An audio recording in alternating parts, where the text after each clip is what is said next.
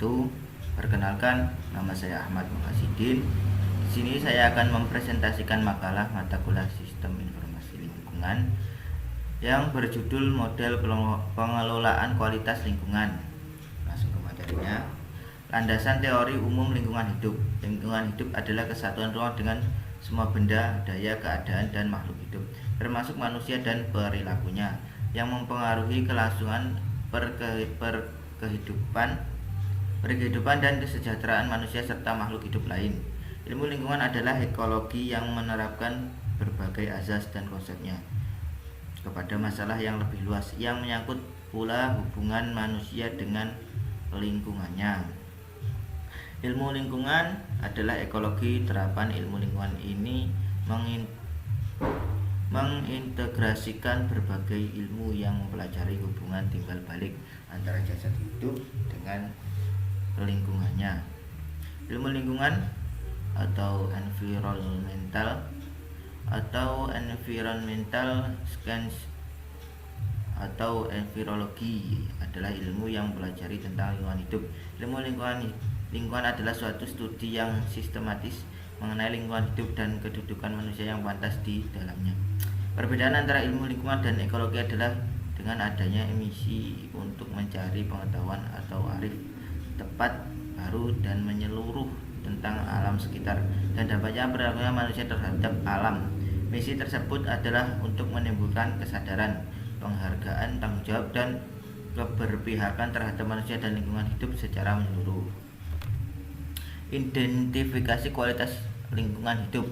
Lingkungan hidup biotik adalah segala makhluk hidup, mulai dari organisme yang tidak kasat mata sampai pada hewan dan vegetasi raksasa yang terdapat di permukaan bumi.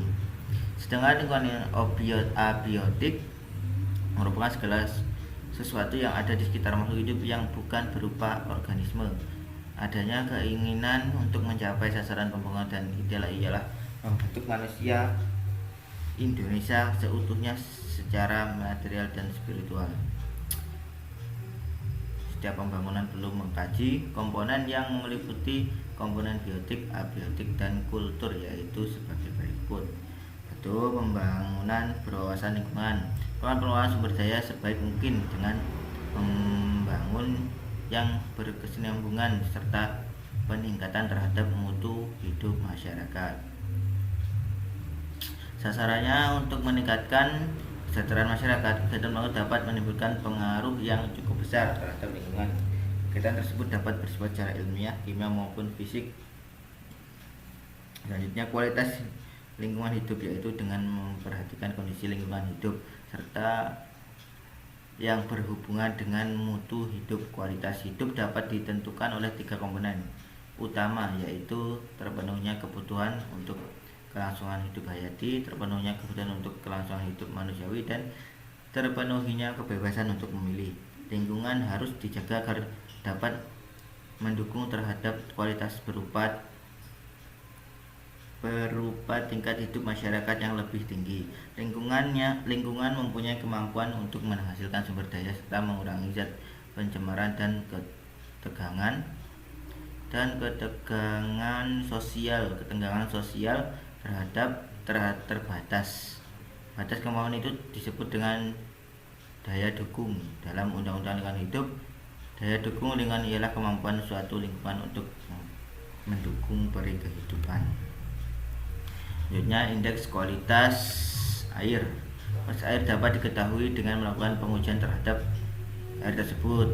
Pengujian yang bisa dilakukan adalah uji kimia, fisik, biologi, atau uji kenampakan menyangkut bau dan warna air. Untuk keperluan menyusun IKA pada ibu kota provinsi terdapat 9 parameter, yaitu BOD, COD, DO, NO3, NH3, pH, IDS, TSS, S4. Sebab tersebut dapat dicapai dalam satu ibu kota provinsi, walaupun untuk beberapa ibu kota provinsi data hanya tersedia untuk tahun 2007. Selanjutnya, indeks kualitas udara. Udara adalah kumpulan atau campuran gas yang dimaksud dengan kualitas udara adalah mutu atau tingkat kebaikan udara menurut sifat-sifat unsur pembentuknya.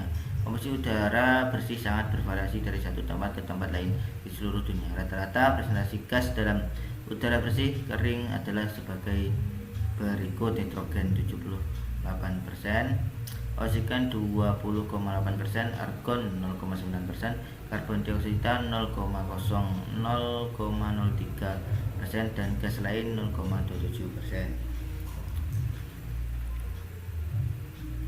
Gas lain meliputi helium, neon, krypton, xenon, hidrogen, dan metan. Selanjutnya, indeks kualitas tanah. Selain udara dan air, ada komponen yang penting dalam kehidupan manusia. Salah satunya adalah tanah. Tanah berperan penting dalam pertumbuhan makhluk hidup, memelihara ekosistem, dan memelihara siklus air. Kasus pencemaran adalah terutama disebabkan pembuangan sampah yang tidak memenuhi syarat, kebocoran limbah cair dari industri, atau tumpahnya minyak zat kimia atau limbah dari kendaraan pengangkutnya ke permukaan tanah. Dampaknya seperti pada tipe polutan, jalur masuk ke dalam tubuh, dan kerentanan populasi yang terkena. Untuk selanjutnya, manajemen lingkungan. Manajemen lingkungan adalah aspek dari keseluruhan fungsi manajemen yang menentukan dan membawa pada implementasi kebijakan lingkungan. Pengertian lainnya yaitu manajemen lingkungan adalah satu-satu kerangka kerja yang dapat diintegrasikan ke dalam proses-proses bisnis yang ada untuk mengenal, mengukur, dan mengontrol dampak-dampak lingkungan secara efektif. Oleh karenanya merupakan risiko-risiko lingkungan. Di kesimpulan, berdasarkan pembahasan di atas dapat disimpulkan bahwa lingkungan sangatlah penting bagi kehidupan. Mengapa demikian? Karena hampir semua kegiatan di bumi ini sangatlah bergantung pada lingkungan. Selain untuk menjaga kelestarian lingkungan, sangatlah diperlukan kearifan dan kebijaksanaan manusia. Oleh karena itu, sebagai warga negara yang baik, kita wajib menjaga serta melestarikan lingkungan hidup guna kebaikan bersama dan untuk tetap menjaga kualitas lingkungan hidup yang baik untuk generasi yang selanjutnya. Saran yang dapat diberikan yaitu marilah kita semua menjaga lingkungan untuk kelangsungan hidup manusia di muka bumi. Demikian, terima kasih.